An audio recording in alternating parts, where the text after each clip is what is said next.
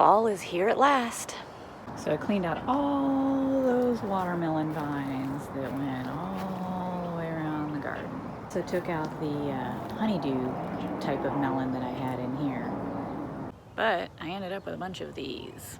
I got the seeds for this vine from a friend in France years ago. She didn't know what it was called, but I guess they grow it there a lot. Google tells me that most likely they are piel de sapo, or commonly called Santa Claus melons. When ripe, they are a lot bigger than this, but I hate to see these go to waste. I was just going to toss them in the compost, but I hate to throw away food, so I am going to try and make some pickles out of them. Assuming they are like cucumber pickles, you definitely want to take the blossom end off because that makes them soft. So I am going to cut the ends off. I'm not going to peel them because they have a pretty thin skin, this variety, so I think they'll be just fine.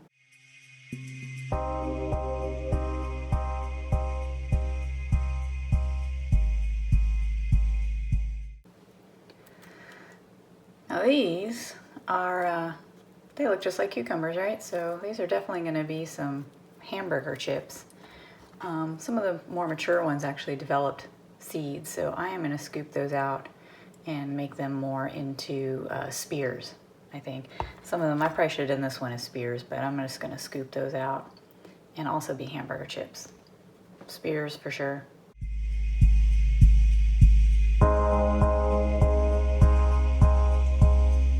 Now we've got our spears and our chips. Or more like, you know, crescent moons and rings, but whatever. Next thing we need to do is toss them with some salt and let them sit in the fridge for about an hour, hour and a half.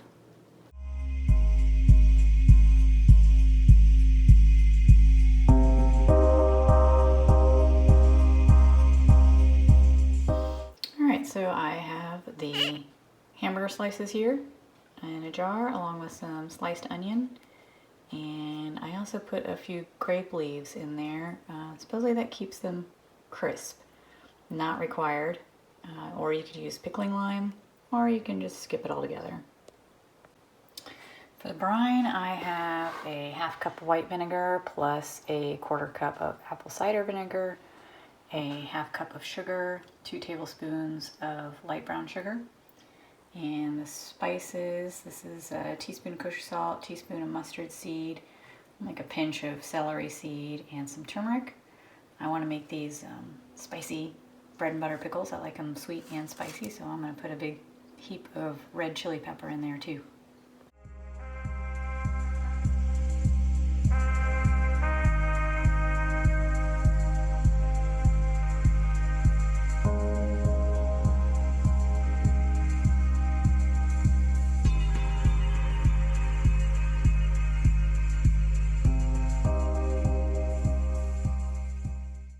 Good news, Brian made it in the jar and nobody died.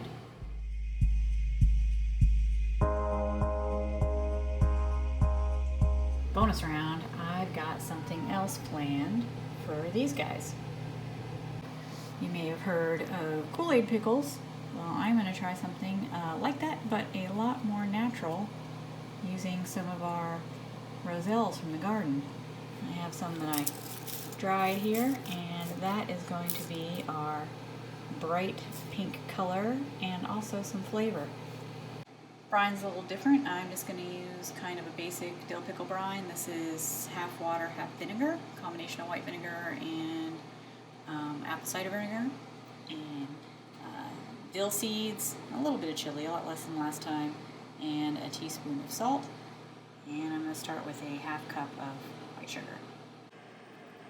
Looking nice and deep red. And I went ahead and added the sugar and our seasonings in there too. So I think I'm going to turn it off and let it cool down before I throw it in the jar. There we have it.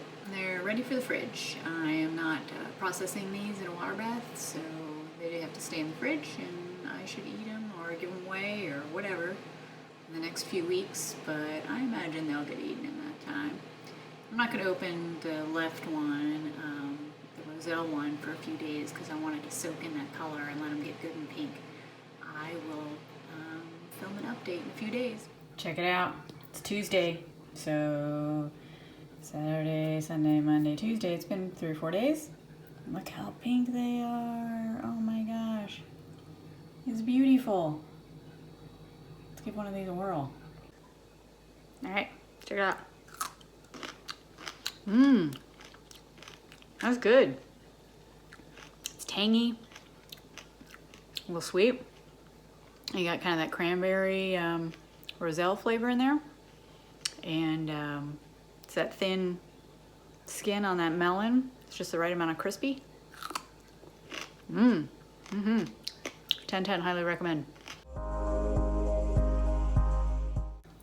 Also, I left the roselles in there because pickled roselles, I mean, how can you go wrong?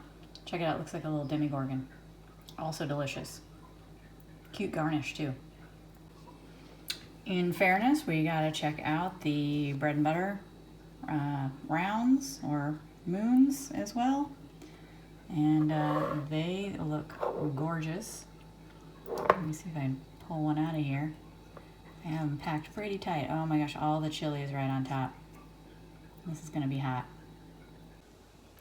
All right, here we go. Spicy bread and butter. Look at all the chili on there.